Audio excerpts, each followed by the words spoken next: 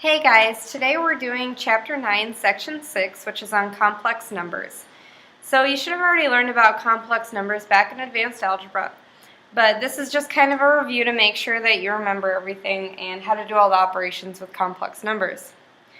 So a complex number is a number of the form a plus bi, where a and b are real numbers. The number a is the real part and b is the imaginary part since it's multiplied by the imaginary number I. They're called imaginary numbers because when they were first used, mathematicians had no concrete way of representing them.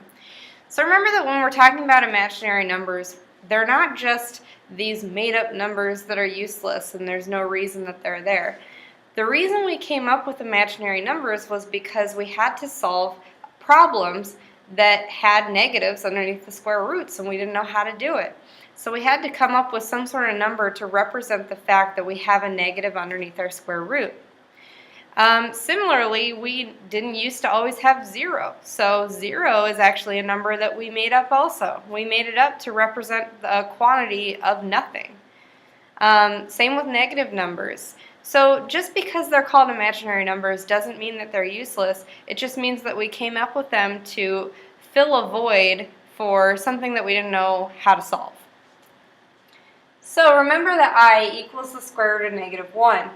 And also remember that I squared equals -1, I cubed equals -I, and I to the 4th equals 1. And then it just repeats from there. So I to the 5th would be I to the 6th would be I squared, I to the 7th would be I cubed, etc., etc. So if we let W equal 1 minus 2I and Z equals 6 plus 9I, we can go through and try to solve these. If I want to do W plus Z, I'm going to replace those with 1 minus 2I plus 6 plus 9I. When you're dealing with complex numbers, you can basically think about just combining like terms. So here I have my numbers 1 and 6. If I combine those, I get 7. I have -2I and 9I. If I combine those, I get plus 7I. So that's my answer. Okay, number 2, I've got W minus 3Z. So I've got 1 minus 2I minus 3 times my z, which is 6 plus 9i. So I'm going to go ahead and distribute this 3 through.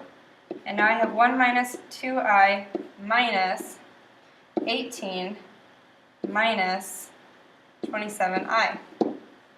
Again, I can go through and combine my like terms. So 1 minus 18 is -17. And -2i minus 27i is -29i.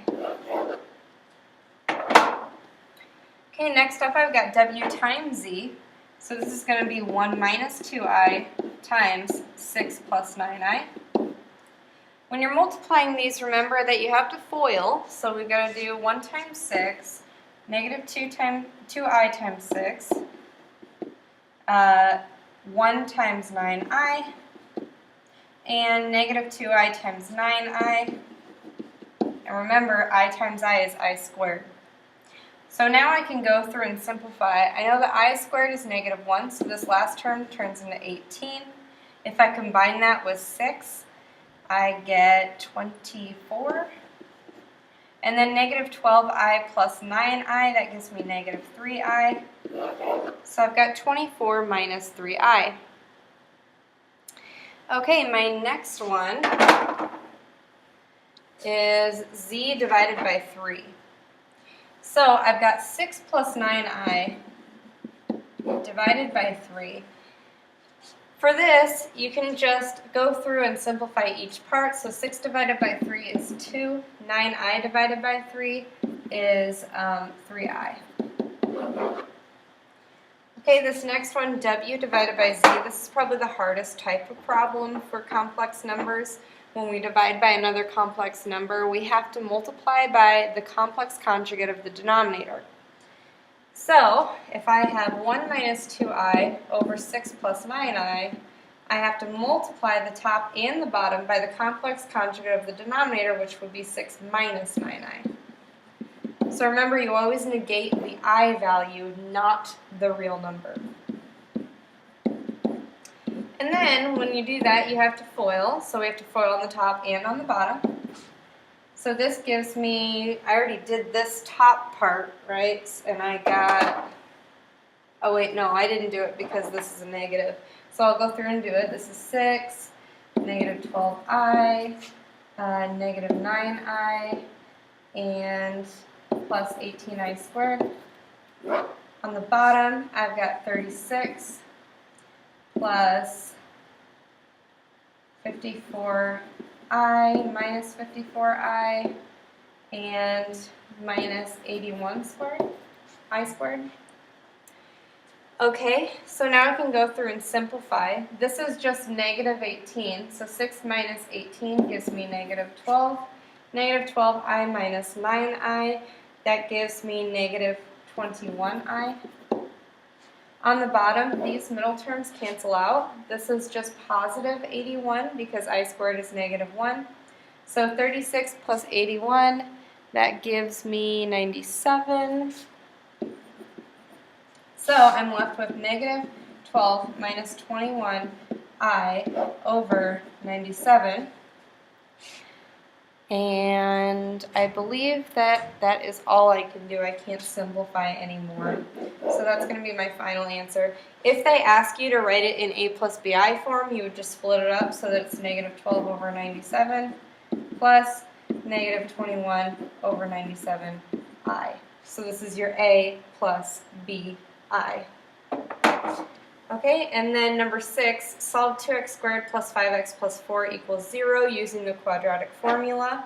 So remember the quadratic formula is negative b plus or minus radical b squared minus 4ac over 2a. So this is my a value is 2, my b value is 5, my c value is 0. So I've got negative 5 plus or minus radical 5 squared minus 4 times 2 times 4 over 2 times 2.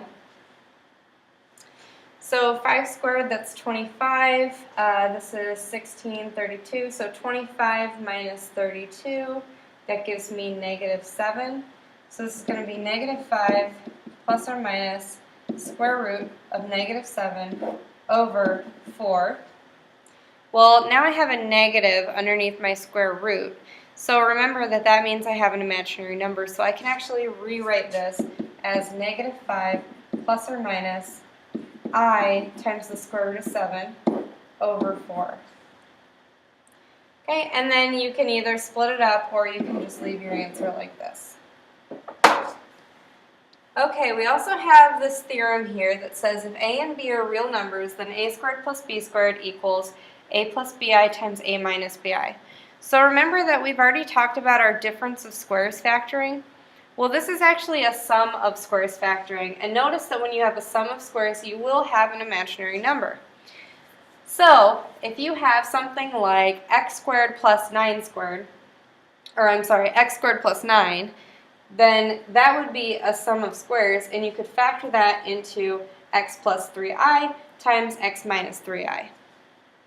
So let's, I just realized that that was the problem that I already did. So x squared plus 9, remember that that's x squared plus 3 squared. So a is x, b is 3. This would become x plus 3i times x minus 3i. So we're just using our sum of squares formula to factor that. And that is everything for section 6.